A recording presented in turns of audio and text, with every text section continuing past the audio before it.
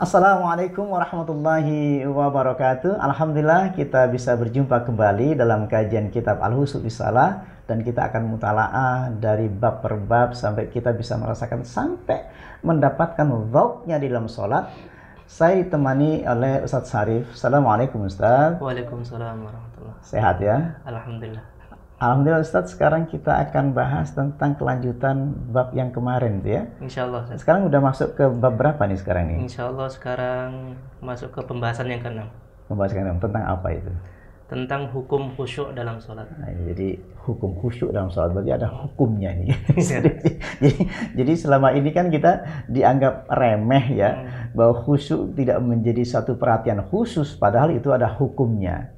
Yang kalau saya ingat dalam satu ayat, wasta'inu bis-sabri was-shalah wa innaha lakabiratun illa 'alal khashi'in alladzina yadhunnuna annahum mulaqu rabbihim wa annahum ilaihi raji'un. Dasarnya dari sini kita mulai. Silakan Ustaz dibahas lebih dalam Ustaz. Bismillahirrahmanirrahim. Al-mabhatus sadisu. Pembahasan yang ke-6 ini ya. Hukmul khusyu'i fi sholati. Langsung ya. To the point. Hukum khusyuk dalam sholat. Jadi dimasukkan dan dilibatkan langsung bahwa ada hukumnya. Khusyuk dalam sholat itu ada hukum-hukumnya. Nah, selama ini kita gini Ustaz. Di masyarakat umum ya, masyarakat awam, masyarakat yang selama ini berpendapat bahwa khusyuk itu kayak susah, berat sekali, padahal itu ada hukumnya dan merupakan suatu keadaan yang penting sekali. Nah, di sini hukumnya apa Ustaz? Orang khusyuk Ustaz. Al-khusyu'u fi sholati. Khusyuk di dalam sholat Wajibun 'ala sahih. Wajib menurut pendapat yang sahih. Jadi hukumnya wajib ya. Jadi bukan lagi kalau bisa kalau bisa ya bisa silakan, kalau enggak bisa begitu. Ini sudah menjadi suatu kewajiban yang harus dilaksanakan dan tidak boleh ditinggalkan. Baik, silakan Ustaz. Lil adillatil atiyah. Sebagaimana dalil di bawah ini. Qala Allah Ta'ala wasta'inu bis sabri was salah wa innaha lakabiratun illa 'alal khashi'in. Nah, kadang-kadang orang memotong ayat Ustaz, menjadikan dalil untuk kita berbicara di masyarakat umum bahwa wasta'inu bis sabri was salah wa innaha lakabiratun. Suka dipotong, mintalah tolong kepada Allah melalui salat dan sabar, wa innaha lakabiratun, dipotong. Sesungguhnya salat dan sabar itu sangatlah berat. Sama dengan memotong kalimat la ilaha. Dipotong, tidak ada Tuhan. Sama dengan ini, menjadi pendapat umum dan menjadi apologi masyarakat kita bahwa, atau kita sendirilah mengatakan begitu, bahwa khusyuk dan sabar itu, salat dan sabar itu amatlah berat. Padahal situ ada illa 'alal khashi'in. Salat dan sabar itu amatlah mudah. Pendapat ayat ini kan jelas banget. Wasta'inu bis sabri was shalah wa innaha lakabiratun illa. Nah, kadang-kadang ada orang pendapat mesti disambung, tidak boleh dipotong. Sama dengan la ilaha, tidak boleh dipotong. La ilaha illallah, nggak boleh dipotong. Sama dengan ini, wasta'inu bis sabri was shalah wa innaha lakabiratun illa 'alal khashi'in. Mintalah tolong kalian kepada Allah dengan sabar dan salat. Jadi minta tolong kepada Allah itu dengan suasana kesabaran jika ada musibah terjadi. Nah, nyatunya kan sabar itu dengan problematika. Orang sabar itu, orang khusyuk itu, idza asabathum musibah qalu inna lillahi wa inna ilaihi raji'un. Jadi yang maksudnya orang salat itu adalah ketika ada musibah, ia mengatakan inna lillahi, tidak apa-apa. Sesungguhnya saya ini dari Allah. Kepada Allah saya akan kembali. Wasta'inu bis-sabri, kembali kepada Allah. Nah, sekarang kembali kepada Allah untuk menghadap kepada Allah, minta pertolongan. Ustaz.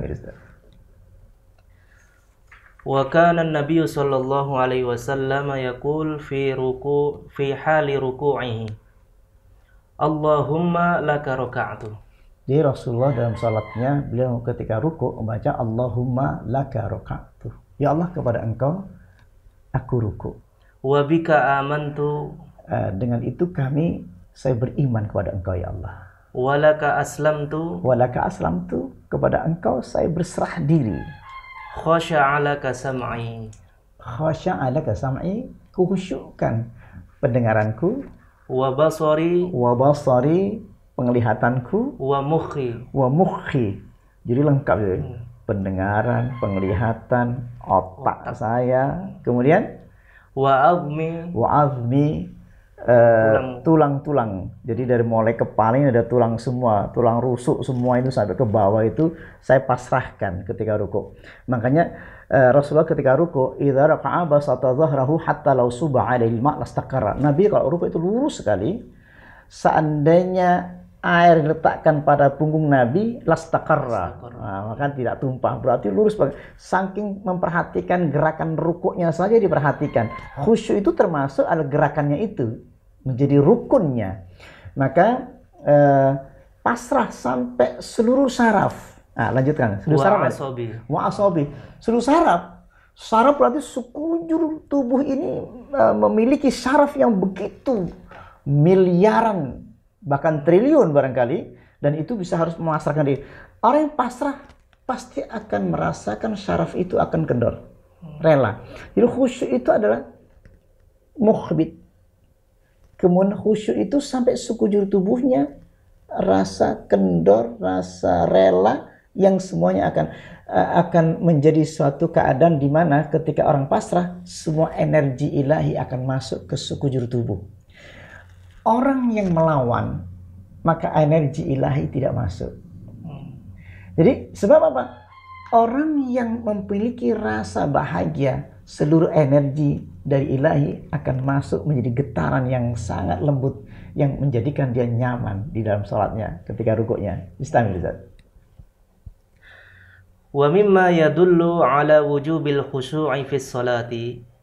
Maka di dalam dalil-dalil itu yang menunjukkan atas wajibnya di dalam salat.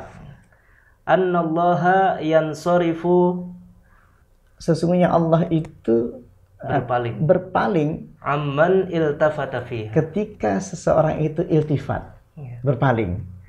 Fa idza iltafata insarafa anhu. Jadi apabila sang hamba itu berpaling, jadi selama ini wajahnya kita berhadapan begini. La yazalullah azza wa jalla muqbilan 'alal 'abdi fi sholati ma lam yaltafit fa idza iltafata insarafa anhu. Jadi Allah senantiasa menghadapkan wajahnya. Jadi Allah itu berhadapan kayak gini ketika sholat ini. Jadi kalau ada berhadapan gini pasti ada getarannya, pasti ada rasa iman, pasti ada rasa cinta, pasti ada rasa yakin, pasti ada rasa seluruh emosi. Ketika berdiri sholat, kalau menggunakan ilmu ini, maka semuanya akan ada getaran-getaran yang selalu kita rasakan. Apabila berpaling saja, misalnya Ustaz Sarif gitu, berpaling sedikit sama saya terasa tuh. Jadi kosong. Tapi kalau kita sedang berhadapan begini, itu ada getarannya. Ustadz punya getaran dengan saya juga punya getaran. Apalagi rasa rindu, rasa cinta saling menggetarkan. Itulah orang khusyuk itu ada saling berbagi. Ya, berbagi sehingga kita bisa merasakan nikmat ketika berhadapan seperti ini. Nah, demikian kita arahkan kepada Allah pun demikian. Walaupun Allah tidak bisa dijangkau oleh mata, tetapi la tudrikul absar wa huwa yudrikul absar wa huwa latiful khabir. Allah tidak bisa dijangkau oleh matamu, tapi Allah menjangkau kamu. Ketika Allah menjangkau saya, maka akan bergetar. Makanya konsep yang digunakan huwallazi anzala sakinata fi qulubil mu'minin. Dia Allah turunkan sakinah ke dalam hati orang beriman. Jadi ini memang dikhususkan untuk orang beriman. Sehingga setiap kita melakukan satu amalan-amalan seperti ini akan selalu menghasilkan getaran-getaran. Jadi getaran itu yang tidak ada selama ini. Silakan Ustaz. Li hadits Abi Dzar radhiyallahu anhu, qala Rasulullah sallallahu alaihi wasallam, ya. La yazalullahu muqbilan 'alal 'abdi Allah senantiasa menghadapkan wajahnya kepada hambanya. Fi sholati. Fi sholati. Ya sudah, gampang sekali kalau itu. Jadi selamanya apa? Memang ilmu ini kan tidak pernah tidak pernah kita betul-betul ingin pelajari sehingga setiap sholat menjadi kosong. Dan hari ini kita akan coba, bisa nggak saya? Ini kalau suasana sholat seperti ini kan suasana kalau kita tidak punya ilmu ini ya kosong melompong seperti ini, nggak ada orang. Makanya saya perbandingan kepada kita berhadapan begini. Nah, kalau dalam kitab ini kan perbandingannya ketika kamu dipanggil raja kan gitu. Ketika kamu dipanggil raja, rasa menghadap menuju raja saja persiapannya bisa 2 hari 2 malam kita itu. Bahkan 1 bulan kita sudah di telepon gitu kan. Persiapan 1 bulan itu sudah terasa betul, menunggu-nunggu kapan saya dipanggilnya gitu loh. Nah, ini kita sekarang hari ini kita dipanggil hayya 'alas shalah, hayya 'alal falah. Ada 1 panggilan, maka digambarkan dalam kitab ini bahwa seandainya kamu dipanggil seorang raja, apa yang kau rasakan? Suatu keadaan batinmu, tubuhmu akan bergetaran senang, bergetaran rasa rindu, getaran-getaran itu akan muncul. Menunggu-nunggu bahkan sampai nggak mau tidur, saking menunggunya kapan kita akan berangkat ke seorang raja itu. Nah, ini untuk gambaran gampangnya agar berhubungan dengan emosi dan perasaan kita yang harus kita pakai. Dzauq dan perasaan itu harus dipakai. Insya Allah kita akan lanjutkan, Ustaz. Silakan, Ustaz. Malam yaltafit. Selama sang hamba nggak berpaling. Tapi kalau hamba berpaling, hilang juga getaran itu. Fa'idha iltafata itsarafa anhu. Fa'idha iltafata insarafa anhu. Jadi apabila hati sang hamba berpaling, nah ini kan ngeri sekali. Hati berpaling saja, melamun, Allah pun pergi seketika itu, Allah pergi. Makanya nggak enak. Jadi kalau kosong gini, saya kalau gambarkan ini tembok, ini kalau rasa-rasa pakai otak saya, pikiran saya, rasa saya nggak ada kosong. Tetapi jika kita yakin Allah ada, alladzi yaraka hina taqumu wa taqallubaka fi sajidin. Nah, ilmu ini kan penting. Ia melihatmu di saat kau berdiri sholat, ia melihatmu di saat ruku, ia melihatmu saat sujud. Melihat. Oke, saya tahu Allah melihat saya. Tapi apa? Mesti dihubungkan batin dengan batin sehingga terasa. Nah, kalau dalam bahasa kita ada getarannya bersambung gitu kan. Getarannya bersambung itulah yang menjadi rasa yang jika dapat itu maka ia tidak akan hilang selama-lamanya. Setengah itu. Wa fi riwayatin ukhra, di dalam riwayat yang lain, innallaha amarakum bis salati. Innallaha amarakum fi sholati. Sesungguhnya Allah itu memerintahkan kalian untuk sholat. Fa idza shallaitum. Fa idza shallaitum, apabila kalian sholat, fala taltafitu. Fala taltafitu, maka jangan engkau berpaling. Udah gampang aja sebenarnya ini kan itu. Jadi Allah memerintahkan kalian untuk sholat. Apabila kau sholat, jangan kau berpaling. Baik berpaling pikirannya, perasaannya, hatinya, jiwanya. Jadi betul-betul bisa kok menurut saya itu. Bisa kok menurut saya itu. Bisa nggak dalam waktu sekejap ini, sekarang kita kaji sekarang ini, bisa nggak dalam sekejap ini kita bahas tentang ilmunya, lalu kita ditarik kepada kita, langsung kita yakin kita pegang. Bisa nggak? Kulit Allah awitur rahman, panggil saja namanya Allah. Allahu Akbar. Lalu pujilah engkau, pujilah kepada Allah dan engkau selalu puji Allahu Akbar. Harusnya bisa. Harusnya bisa. Saya yakin sekali. Saya mencoba saja nih Ustaz. Tak coba dalam tahajud, tak coba dalam setiap sholat. Karena kitab ini menuntun kita, ketika kita coba serius, ternyata ada betul getaran itu. Ternyata merinding betul. Ternyata akhirnya tanha anil fahsya'i wal munkar itu terjadi betul. Rasanya nggak enak kita mau berbuat bohong sama orang. Rasanya nggak enak gitu.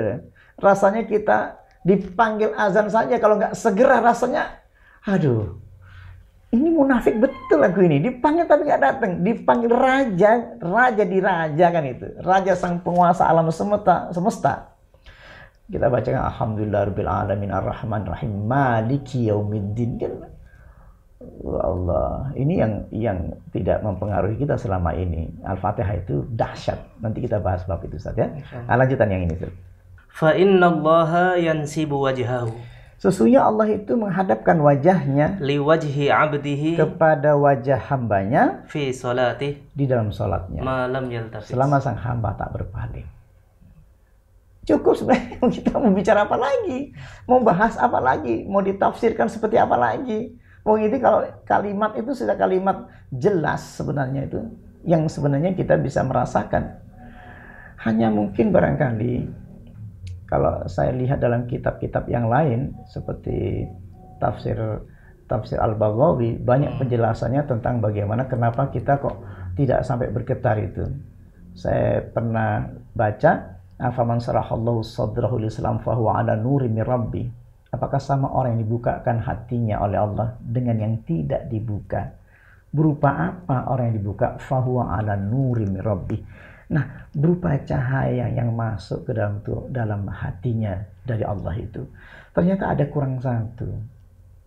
Cahaya yang tidak masuk dalam batin manusia itu. Sehingga baca apapun kita tidak merasa apa-apa. Hafalan Quran pun kita tidak berpengaruh terhadap kita. Qassat qulubuhum. Fawailul lil qasyati qulubuhum min zikrillah ulaika fi dhalalim mubin. Maka celakalah orang yang mengeras hatinya dari ingat pada Allah. Jadi salat ingat pada Allah. Wala dzikrullahi akbar. Jadi qassat qulubuhum, mengeras hatinya. Walaupun dia mengucapkan Allahu Akbar, tapi kok keras. Karena ia tidak memanggil. Makanya qulillah awitur rahman. Panggil. Namaku ini Allah. Innani anallah la ilaha illa ana. Fa'budni. Wa aqimis sholata li dzikri. Tujuan salat itu ingat Allah. Wa aqimis sholata li dzikri. Jadi wala dzikrul akbar. Jadi penjelasannya sangat jelas sekali. Zikir tertinggi. Zikir teragung, tidak ada zikir teragung kecuali sholat. Paling sempurna itu. Standar. Wa fi lafdi Ahmad. Lafaz yang diriwayatkan oleh Ahmad. Wa amurukum bis salati. Dan diperintahkan kepada kalian untuk sholat. Fa inna Allah azza wa jalla. Sesungguhnya Allah azza wa jalla yansibu wajhahu, menghadapkan wajahnya liwajhi 'abdihi, kepada wajah hambanya malam yaltafit, selama sang hamba tak berpaling. Makin jelas. Jadi riwayat dari Ahmad bahwa Allah itu menghadapkan wajahnya kepada wajah hambanya selama sang hamba tak berpaling. Nah, wajah ketemu wajah, makanya dalam bahasa iftitah kadang-kadang kita mengucapkan wajjahtu wajhiya lillazi fataras samawati wal ard hanifan muslima wa ma ana minal musyrikin. Inna salati wa nusuki wa mahyaya wa mamati lillahi rabbil alamin. Benar-benar diungkapkan dalam bahasa salat kita, doa iftitah. Wajjahtu wajhiya. Saya benar-benar hadapkan. Wajjahtu wajhiya itu kan penguatan. Wajahku benar ku hadapkan, wajahku benar gitu loh. Jadi nggak sembarang, nggak hanya sekedar wajah biasa, tapi benar-benar batin, lahir dan batin ku hadapkan kepada Sang Pencipta langit dan bumi dengan lurus hanif dan penuh penyerahan. Dari inna salati wa nusuki wa mahyaya wa mamati lillahi rabbil alamin, sampai kita ada persaksian salatku, ibadahku, hidupku dan matiku untuk Allah. Ngeri sekali kita. Setiap sholat kita mengucapkan itu. Jadi banyak orang mengucapkan itu tapi dia sadar gitu. Jadi dia kita lah sebenarnya itu. Karena kita diingatkan terus. Kitab ini untuk mengingatkan kita, untuk mengatakan, ya Allah, hidup matiku untuk Engkau. Akan merasakan lebih dalam lagi getarannya itu. Lanjut Ustaz. Bismillahirrahmanirrahim. Dan juga termasuk kewajiban khusyuk dalam sholat. Qala Allah Ta'ala fawailun lil musallin. Nerakalah orang yang sholat. Jangan dipotong. Jangan dipotong. Fawailul lil musallin gitu. Jadi potong. Alladzina hum an salatihim sahun. Yang dalam salatnya ia lupa, sahun. Banyak lupanya. Banyak lupanya. Tetapi di sini juga ada toleransi. Jadi toleransi ya. Wajib. Nah, hukumnya wajib bagaimana? Makanya fawailul lil musallin alladzina hum an salatihim sahun alladzina hum yuraun. Itu kan perilaku batin semuanya. Maka nerakalah orang sholat yang di dalam sholatnya itu sahun, ro'un, lalai, riya. Allah nggak mau. Maka hukumnya khusyuk itu wajib. Bagaimana akan menghilangkan? Maka ketika engkau berusaha agar engkau tidak riya, agar engkau tidak lalai, berusahanya itu yang penting. Ketika takbiratul ihram Allahu Akbar, diusahakan terus sadar. Al-Fatihahnya sadar, rukuknya sadar, makanya khusyuk itu terus menerus. Makanya al-khaufu da'imu fil qalbi. Khusyuk itu takut kepada Allah terus menerus. Nah, terkadang kita lupa lagi, ditarik lagi. Jadi kita ketika sholat itu penuh jihad menghadapi alladzi yuwaswisu fi sudurin nas minal jinnati wan nas. Kita diwajibkan memerangi was-was dan minta pertolongan kepada Allah, memerangi was-was dari jin dan manusia itu. Alladzi yuwaswisu fi sudurin nas minal jinnati wan nas. Kalau kita melakukan satu tindakan seperti ini, maka di situ ada aktivitas, ada suasana di mana setan datang kita masuk, setan datang kita terus berperang, jihad. Dan engkau tidak mengapa, kata Nabi. Makanya kita menangnya cuma separuh dalam peperangan itu. Sepertiganya, seperempatnya, seperlimanya, seperenamnya, sampai sepersepuluhnya. Makanya Imam Al-Ghazali mengatakan jika lebih dari 10%-nya, ya, sepersepuluhnya, maka wajib engkau mengulang sholatnya. Kalau lamunannya dari mulai takbiratul ihram sampai salam, maka wajib mengulang sholatnya. Karena ini wajib. Syekh Al-Qahtani mengatakan ini wajib. Maka engkau mengulang sholatnya. Jadi wajib hukumnya khusyuk itu. Nah itu. Jadi kalau kita misalkan sholat, Ustaz, rukuk dan ada bacaan. Bacaannya itu kan wajib. Nah, jadi wajib yang sangat kuat. Maka walaupun orang mengatakan, sebagian orang mengatakan itu adalah sunnah muakkad. Sunnah yang tidak boleh ditinggal. Jika engkau sengaja untuk ditinggalkan bacaannya ketika ruku, maka hukumnya harus diulang sholatnya. Betul Ustaz ya? Pemirsa, kajian kita dalam bab ini sudah kita urai.